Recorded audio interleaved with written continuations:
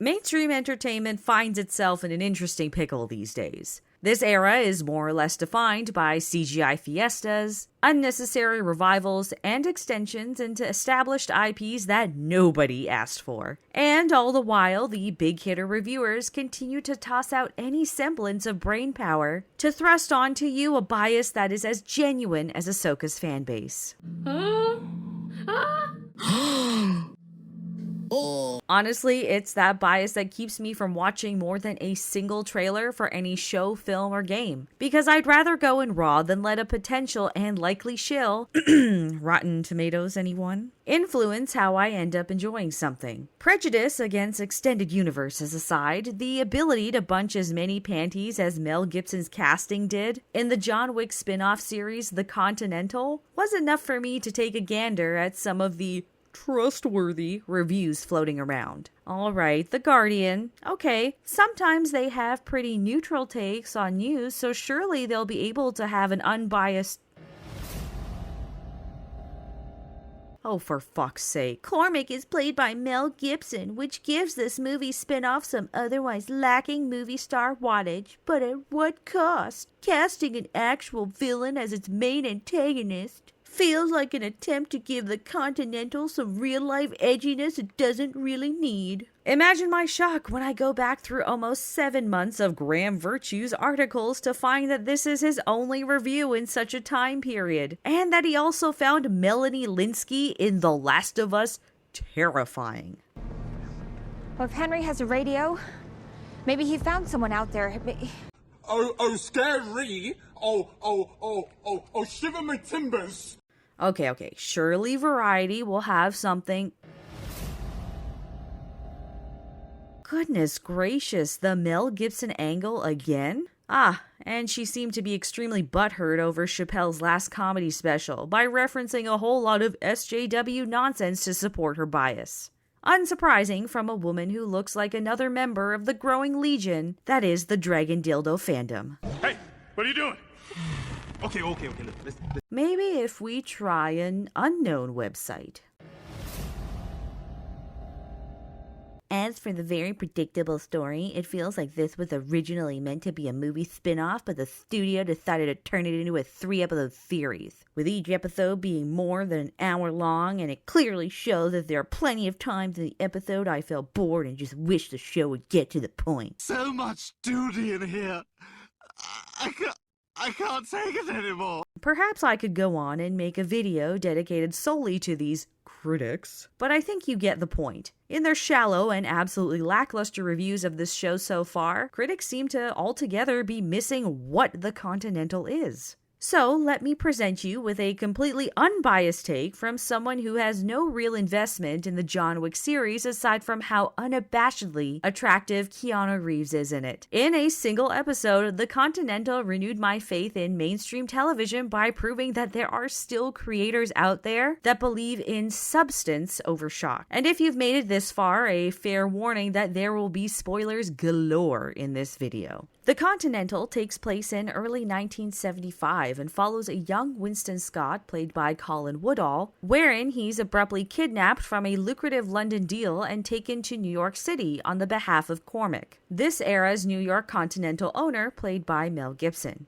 Turns out Winston's brother Frankie, a petty criminal and Vietnam vet, stole something quite important from the vault of the Continental, and Cormac hopes that Winston can get it back from Frankie peacefully. Unbeknownst to Cormac, Winston and Frankie don't have the greatest of relationships and have been out of touch for years. Regardless, Winston agrees, as if he doesn't, he risks the only family he has left getting brutally hunted by the assassins of this world, which we've come to know quite intimately now thanks to the John Wick films. This is the primary plot of the series thus far, and the debut episode integrates a few relevant subplots, such as that of a brother and sister duo, Miles and Lou, who've worked with Frankie in the past, and Detective De Silva, whose tracking of a supposed drug trafficker leads her not only to the steps of the Continental, but to Frankie as well. The first episode has a total runtime of 1 hour and 27 minutes, making it more akin to a feature-length film than a TV episode. Regardless, the first episode of the series, in contrast to the butthurt idiot presented in the introduction of this video, sets forth a really interesting premise supported by some more demure tones and shots that are reminiscent of David Fincher and early Guy Ritchie.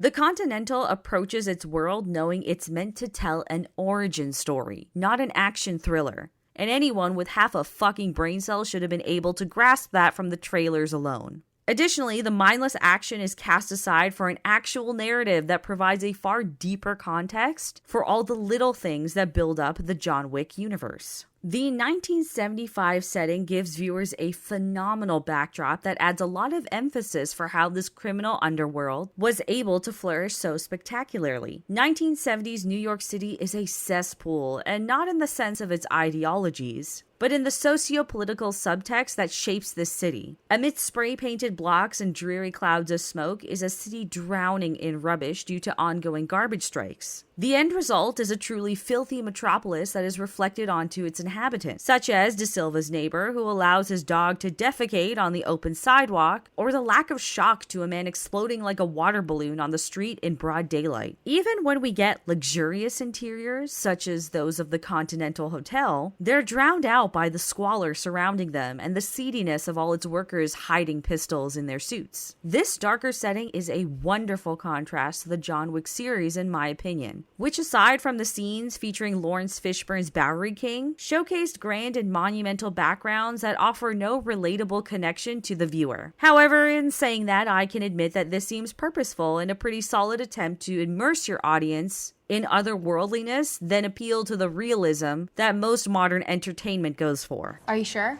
I mean, it was kind of hard to see through all that tear gas you fired into the park full of peaceful protesters. The sordid settings also offer a pretty good context for some of the racial and sexist undertones that are purported by a few of the secondary characters. De Silva's police detective character does make reference to how she's considered almost inferior to her colleagues, simply due to her gender. Additionally, Miles of that brother-sister duo team remarks how the era doesn't offer much for a black vet straight out of Vietnam. These references, which by much of the counterculture crowd can easily be dismissed as checkboxes, actually make sense given what's happening in America at this time period with the racial and equal rights movements. Furthermore, these subtle, almost missable references are not what drive these supporting characters in growth or development, as alongside the primary narrative surrounding Winston and Frankie, they build the world to be far more complex than it seems at face value. It's actually a really small intricacy that is lost in a lot of entertainment these days, and that I admit I appreciated a lot more than was probably meant to. This backdrop also correlates to an underlying theme that isn't explored much in the John Wick series: the degradation of morals and integrity, something that I think most of us can identify easily in mainstream culture these days.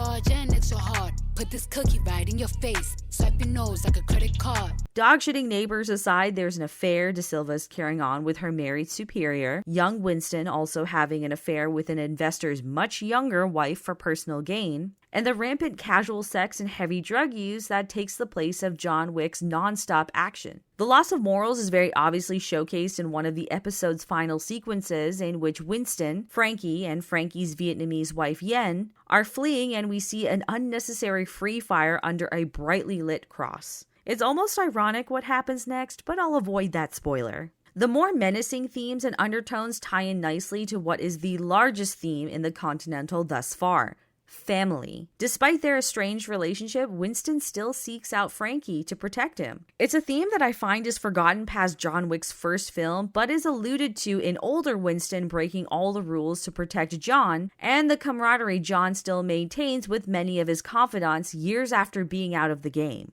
In this episode, it's best displayed through Yen, who makes an emotional, though irrational, plea to Frankie about standing their ground and fighting for the derelict home they built for themselves and future family. Speaking of Yen, can I add that this is a modern female protagonist I actually like? With only a few minutes of screen time, she's far more compelling than the vast majority of weird, hyper-masculine females Hollywood tries to shove on us. She's her husband's right hand, not only supporting him through the mess he's in, but grounding him. She's a partner, not a mascot for something greater. She's not going to be safe with the prince, and she's not going to be dreaming about true love. She's dreaming about becoming the leader she knows she can be. Yen has an interesting fight sequence where she sneaks into an apartment to hide and encounters a baby and mother, a reflection of her own desires, and amidst their combat fights to protect not only herself but them. It ends up making up for a pretty cool and fun John Wick style scene that we're used to. She ends up killing the dude with an iron to the back of the skull, which aside from being cheeky, was also a nice little nod to the traditional lifestyle her character is very eager for. I do enjoy that, much like in the films, for the most part, her physical capabilities in combat reflect the fact that she is physically a female. Yes, there's a difference, and I'm not afraid to admit it. Young Winston thus far is pretty solidly cast. Colin Woodall does a great job of capturing the suave mannerisms of Ian McShane's portrayal, though obviously with a little more naivety. He's clever and sneaky and just as deplorable as older Winston too. Mel Gibson, who's basically sold as the star power for this adaptation, doesn't get a whole lot of time to shine. His presence on screen in the first episode helps set up the premise, but not much more. And I do hope his talents are better used in the rest of the series. Frankie, played by Ben Robson, is also well cast as an outcast and paranoid badass. And honestly, Frankie was the standout of this debut episode, simply because his character goes from Wick-style action to paranoid recluse to loving husband to sacrificial lamb, all without feeling rushed for the sake of driving the plot forward. Aside from the obvious connections, there's some little tie-ins to the John Wick films that you'll find in the first episode. The classic Mustang Winston gets from a friend is the same one that we see totaled in the first Wick film. A teenage Sharon, who in the films was played by Lance Reddick before his passing, is still amongst the staff of the New York Continental. The Adjudicator is still a role present in this era, as is the existence of the High Table, which we learn is older than the Roman Empire, it seems. And of course, we get a few clever lines like Winston when he asks Miles and Lou for guns, lots of guns, at the end of the episode. Given some narrative cues and particular conversations that definitely allude to the films, I'm going to let slip my only prediction for this series. Frankie and Yen are John Wick's parents.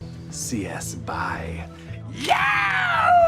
Overall, The Continental is a miniseries that in its premiere presents us with a more realistic and narrative take on the world of John Wick. Maybe that's a bit premature, but this seriously left a wonderful impact on me. Gone is the high-octane action and replaced with characters that are interesting, diverse, and well crafted in their respective debuts. The fact that the mainstream critics missed so much I'm boiled this first episode down to dull and slow is proof that modern Hollywood doesn't understand the value of creating thorough stories and characters that aren't dependent on ADHD riddled TikTok edits and endorphin rushes. Anyways, that's all I've got for you today. Let me know in the comments if you'd be interested in seeing me review the rest of the series, and as always, thanks for stopping by and stay frosty, friends.